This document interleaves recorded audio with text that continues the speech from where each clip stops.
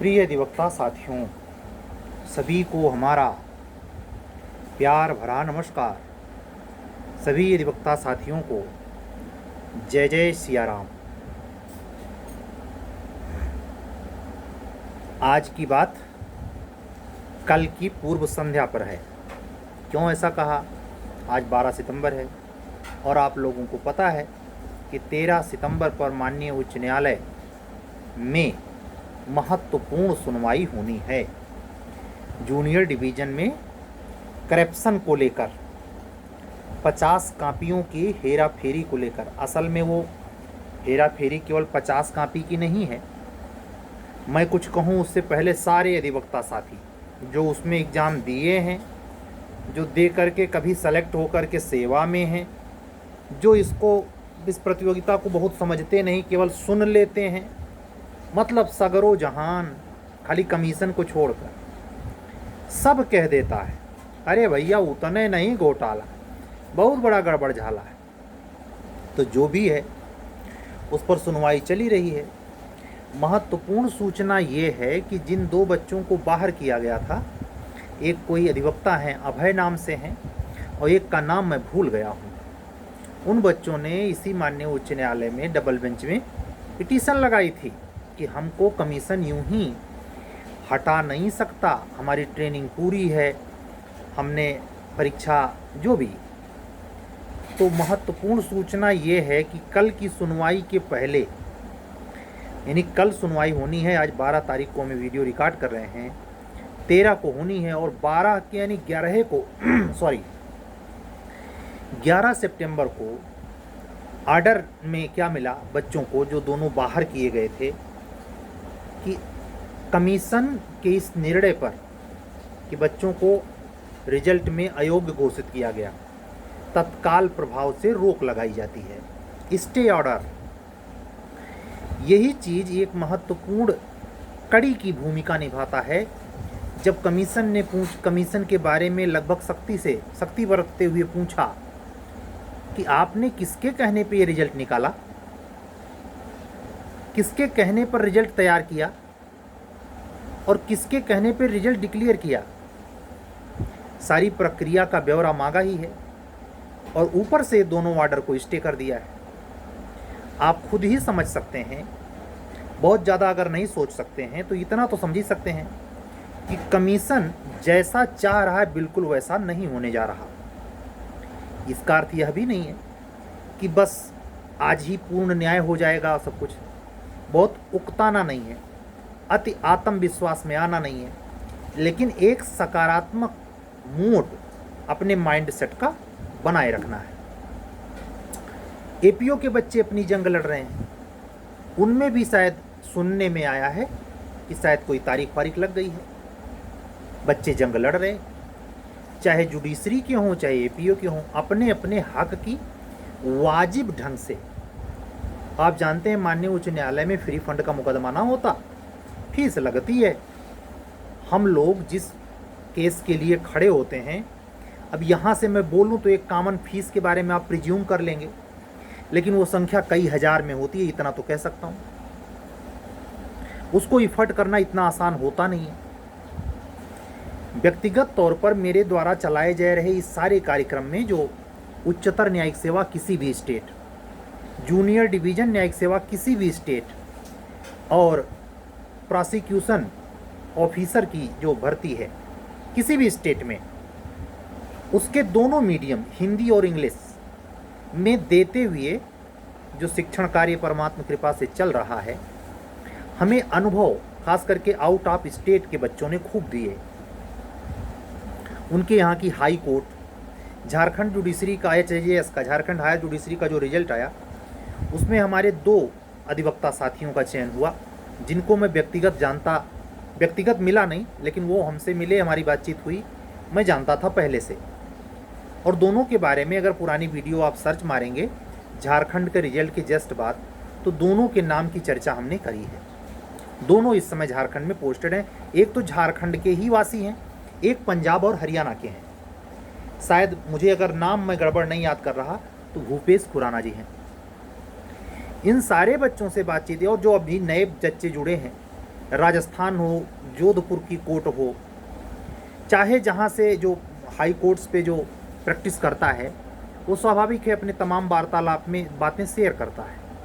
एक टेंडेंसी साफ समझ में आती है कि अगर आप जिस डिस्ट्रिक्ट कोर्ट में कोई मुकदमा जो अपीलेट में, रिवीजन में या किसी कारण से मान लीजिए 482 सीआरपीसी के तहत ही आप आए हैं, ना कोई रिट है, तो भी आपको ये उसी 2-4 तारीख पे ही पता चल जाता होगा कितना डिफरेंस है डिस्ट्रिक्ट कोर्ट और हाई कोर्ट में। लेकिन आपको अत्यधिक यानी स्टेट लेवल पे क्या, सुप्रीम कोर्ट को भी एक प्रकार से कह सकते हैं कि क्राइटेरिया उतना बड़ा नहीं है जितना हाई कोर्ट का है। आपसे कई बार प्रीलिम्स में सवाल पूछा जाता है कि मौलिक अधिकार के प्रति जो न्यायिक उपचार उपलब्ध हैं उसमें 32 की पावर जो सुप्रीम कोर्ट है उससे ज़्यादा विस्तीर्ण शक्ति रखता है 226 हाई कोर्ट का, ये तो पता है। तो उसी जुरिस्डिक्शन में फंडामेंटल के साथ साथ जो लीगल राइट, फंडामेंटल राइट को टच करते हुए ओवर रूल करते हैं, कोई डिसीजन, कोई प्रोसीडिंग, कोई डिक्री, कोई जजमेंट, कोई आर्डर, सब पर हियरिंग करता है हाई कोर्ट, ये तो बताने की ज़रूरत है नहीं। उसी के तत्वावधान में बच्चे दरबार लगाते हैं। कभी कभी आप देखते होंगे कि लखनऊ की डबल बेंच में कोई पिटीशन लग गया, उसके निर्णय इतने, अब जैसे मैं एक छोटा सा एग्जांपल दूं, ये जो उत्तर प्रदेश की उच्चतर न्यायिक सेवा में हिंदी आई 2018 फर्स्ट से, उसके पहले इंग्लिश में बिहार की तरह पेपर हुआ करता था। राजेश कोई अग्रवाल करके हैं बच्चा जिसने केस किया था, वो लखनऊ बेंच में उसने पिटीशन फाइल की थी और लखनऊ की डबल बेंच ने, हाई कोर्ट की डबल बेंच ने ये फैसला बच्चों के फेवर में सुनाया था कि आखिर हिंदी में पेपर देने में प्रीलिम्स और मेंस लेवल पे क्या दिक्कत है।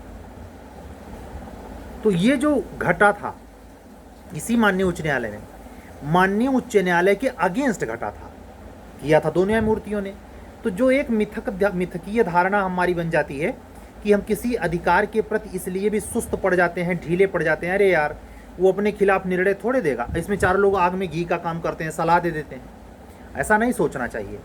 अगर लीगल पॉइंट है तो लड़ना चाहिए, अगर ना भी फैसला आया तो भी वो चीज़ें दर्ज हो जाती हैं, है ना, वो आपका कर्म के क्षेत्र में वो जुड़ता है कि आपने परिश्रम किया, प्रयास किया। तो ये बच्चे बहुत सराहनीय प्रयास कर रहे हैं और मैं पूरी उम्मीद करता हूँ अपने इस चैनल से दोनों में, एपीओ में और जुडिशरी में जो बच्चे जंग लड़ रहे, उनके सर्वहिताय के लिए जितने लोग उसमें पिटिशनर हैं, अगर भला हो सके तो सबका हो जाए, मिनिमम तो उतने का ज़रूर हो जाए जो पिटिशनर हैं। एक ज़बरदस्त चीज़ वो करके साबित कर पाएंगे अगर उनके पक्ष में निर्णय आता है और वो लाभार्थी बनते हैं। हितार्थी हैं लेकिन लाभार्थी अगर बन जाएं तब तो फिर माजरा दूसरा हो जाएगा। आने वाले लंबे समय तक बच्चों को वो प्रेरणा का स्रोत काम करेगा कि 2024 में ऐसा वर्डिक्ट आया था माननीय उच्च न्यायालय की डबल बेंच से, जिसमें फला बच्चे ने ऐसे ऐसे करके केस लड़ा था। आगे आने वाले किसी करप्शन पर बच्चों को में उत्साह बढ़ेगा।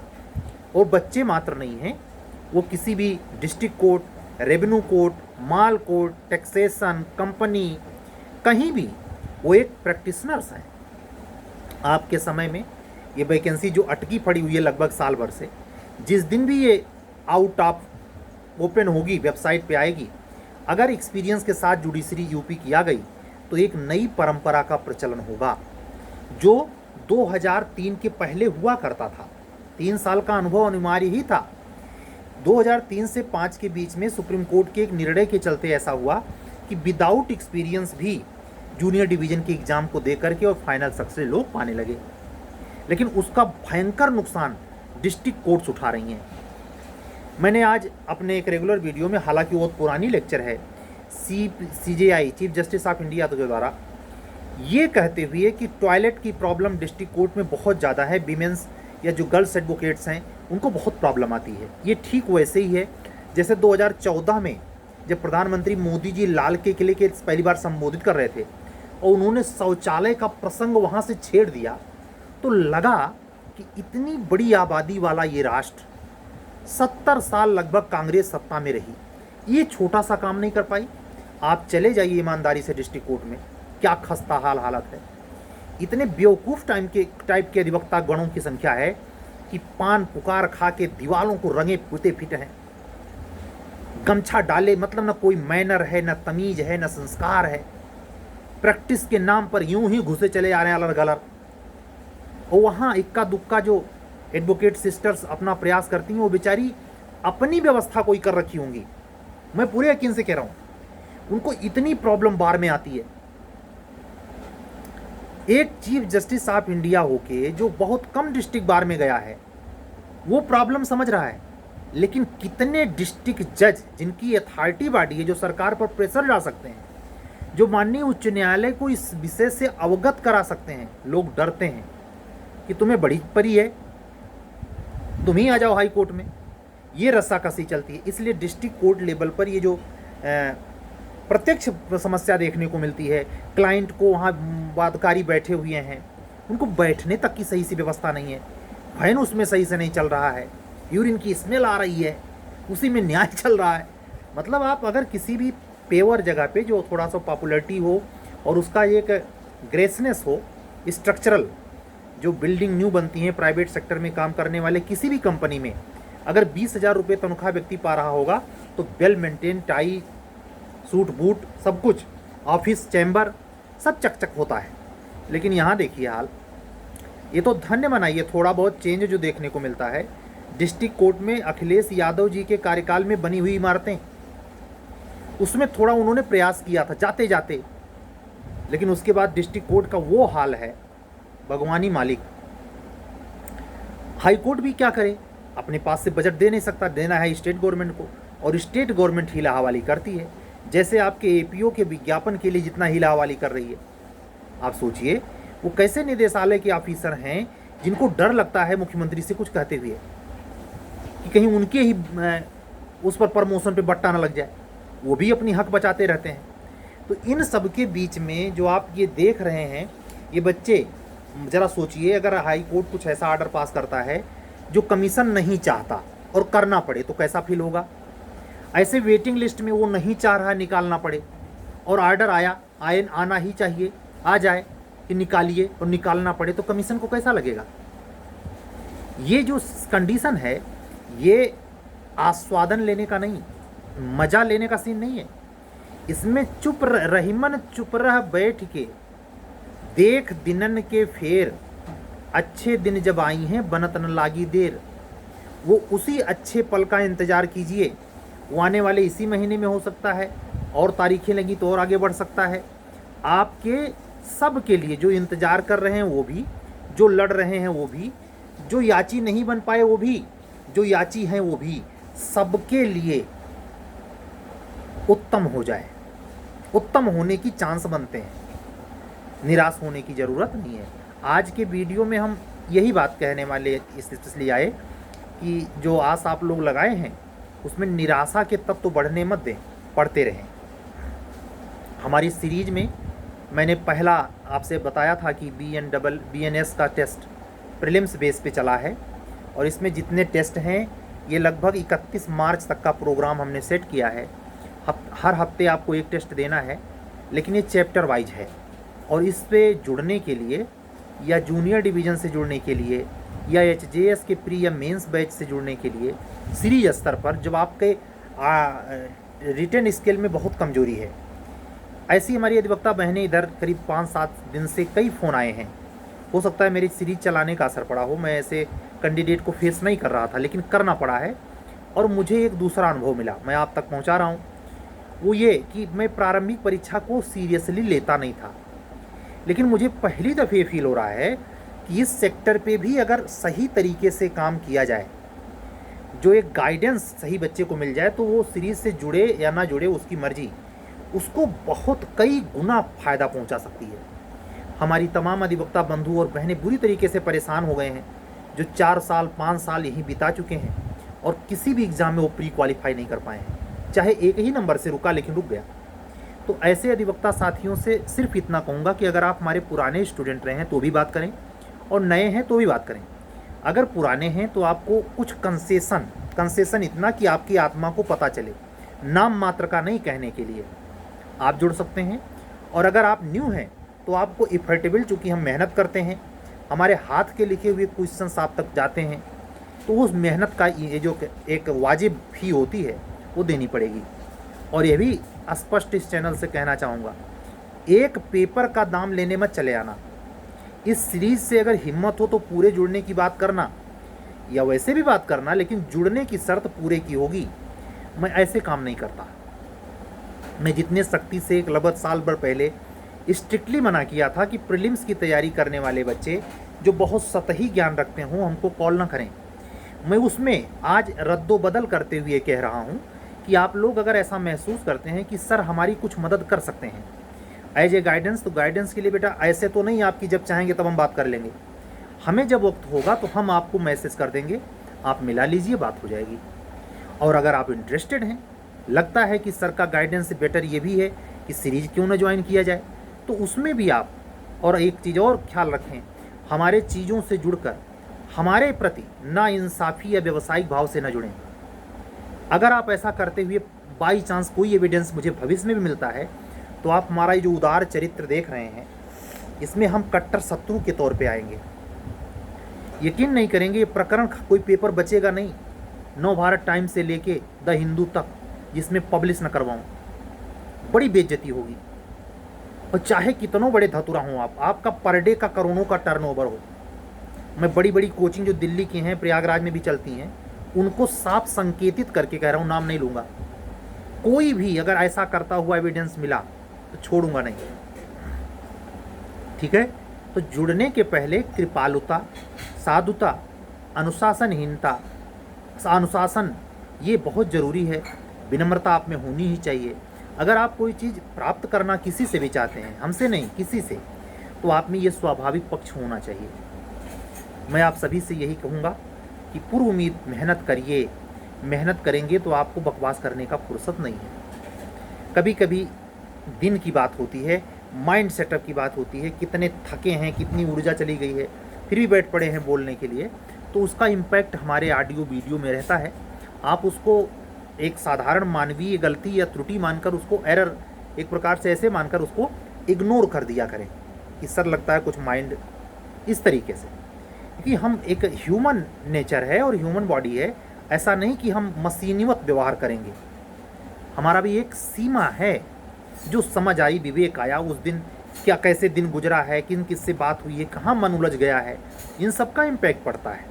ये आपके कॉपी चेक करने पे पड़ता है, किसके लपेटे में आप आ गए। ये तो आप लोग मजाक करते भी हैं कि लगता है हमारी कॉपी देखने के पहले एग्जामिनर कहीं से लड़के आया था क्या। ये होता है, ये सत्य है, ये सत्य है, इसका असर पड़ता है। तो ये यही सब तो है प्रारब्ध का खेल, और इसी तो किस्मत इसी में काम करती है। तो आप सभी अधिवक्ता साथियों से आज लंबी वीडियो नहीं रखूँगा, क्योंकि हमें आज की डेट में अगर मैं सेट कर ले गया तो मेंस का पेपर आज गुरुवार है जब हम आपसे बात कर रहे हैं। आज शाम 7 बजे से 10 बजे तक BNS पर चैप्टर नंबर 1 से चैप्टर नंबर 4 तक मुख्य परीक्षा का टेस्ट है। जिन बच्चों ने प्रीलिम्स ज्वाइन किया था उसमें 70% मेंस से भी जुड़े हैं। अब उनकी दूरदर्शिता मैं रोज़ समझाऊं तभी आप मत समझें। हमसे जुड़े हों, किसी भी अधिवक्ता साथी से जो आपको लॉ पढ़ा रहा है, कोचिंग संस्था से जुड़े हुए हैं, ईमानदार उसके प्रति बने, बेईमानी ना करें। और अगर वो खुद चीटिंग कर रहा है तो उस संस्था को छोड़ देने में भलाई है। पैसा वापस नहीं कर रहा है, आपकी ज़िंदगी से बढ़ के नहीं है, संतोष कर दीजिए, परमात्मा आपको दूसरे रूप में दे देगा और उसको करनी का दंड मिलेगा। आप सेल्फ स्टडी में पूरा समय बचाइए बेटा। मैं अधिवक्ता बहनों से कहूँगा, अपना समय इसलिए मत जाइए कि ज्वाइन कर लिए और आप भार ढो रहे हैं। चले इसलिए जाते हैं कि पिताजी का पैसा लगाया, अरे भाड़ में जाए, समय ज़्यादा इम्पोर्टेंट है। उस समय को कोचिंग में जाके जितना आप अपव्यय कर देते हैं बेमतलब, उसको यूटिलाइज कर लें अपने हिसाब से। लेकिन इसका अर्थ यह भी नहीं कि आप संस्था में भी ना जाएं जहाँ पैसे लगाए और घर में पंखा चला लिया, ठंडी ठंडी हवा आ गई, खाना खा लिए और सो रहे हैं। ये तो भाई ये जघन्य पाप हो जाएगा। नींद का परित्याग, 6 घंटे से 8 घंटे की नींद पर्याप्त है। अगर आप इसके बाद अपने टाइम को, मैं कभी इस चैनल से ये नहीं कहूँगा कि 4 बजे उठिए, मैं खुद उसको फॉलो नहीं करता। जब आपका अपने शरीर के हिसाब से आपकी मनोदशा, आपका मनोविज्ञान क्या कहता है, कब आप फ्रेश महसूस करते हैं, जब फ्रेश महसूस करते हैं उस समय याद करने वाला काम करें, लिखने वाला काम करें। ठीक है, दिन में बहुत सारे लोगों की ऐसी आदत होती है कि जो दिन में वो ज़्यादा फ्रेश महसूस करते हैं, रात में बिल्कुल नहीं, जल्दी सो जाना चाहते हैं, वो सो जाए। आप अगर 5 साल पहले के एलएलबी हैं तो आपके लिए 3 घंटा पर्याप्त है, और अगर न्यू कमर हैं तो मिनिमम 5 घंटा पढ़ने पर दें। 5 घंटे से ज़्यादा मैं नहीं कहूँगा, बहुत है। रेगुलर बेसिस पे मेंटेन करें। अगर न्यू कमर बच्चा कोई सुन रहा है, जैसे LLB first year final semester में है और बातचीत करना चाहता है, एक लंबे प्रोसेस से जुड़ना चाहता है, तो वो संपर्क कर सकता है। एक अधिवक्ता बहन के मैं नाम तो नहीं लूँगा, उसके स्पेशल फ़ोन ने आज मुझे इस बात के लिए बेबस किया। उसका आंतरिक सौंदर्य होता नहीं, जो आदमी भावुक हो लेकिन समझदार हो। उसने हमसे कहा, सर मैं आपसे डरते डरते आपको मैंने फ़ोन किया है, क्योंकि आपने स्पष्ट मना किया था कि प्रीलिम्स में कोई मुझसे जुड़े नहीं। तो मैं ऐसी मेंट से क्लियर कह रहा हूँ कि आप जुड़ें, लेकिन हमारी शर्तों को समझें। हम जो समझा रहे हैं आपको, वो माइंड सेट में बैठा लें। ये आपके ही काम आएगा, आपका ही फायदा पहुँचाएगा। जिन माँ बाप ने आपको पैसे देकर यहाँ भेजा है, दूर दराज आप पीजी, हॉस्टल, डेलीगेसी में रह के तैयारी कर रहे हैं, कर रही हैं, उसके लिए जल्दी से जल्दी ज़रूरी क्या है, सक्सेस आप पा जाएं। आप जल्दी से जल्दी अपने परिवार में खुशियाँ दे पाएँ, अपने जीवन को सुधार पाएँ, अपना एक जो दाग है जो हम भी झेल रहे हैं उसको मिटा पाएँ। ठीक है, सबके लिए सुंदर शुभकामना करते हुए आज का वीडियो यहीं बंद करता हूँ। अगर आप हमारे चैनल पे नए हैं, चैनल को सब्सक्राइब करें। निराश बिल्कुल ना हो, अच्छा समय आएगा, आएगा ही। कल फिर मिलेंगे। सभी अधिवक्ता साथियों को, बंधुओं और बहनों को एक बार पुनः जय सिया राम बोलते हुए कल मिलने के पक्के वादे के साथ चलता हूँ। कल फिर मिलूँगा। शुभ रात्रि। सत्यमेव जयते।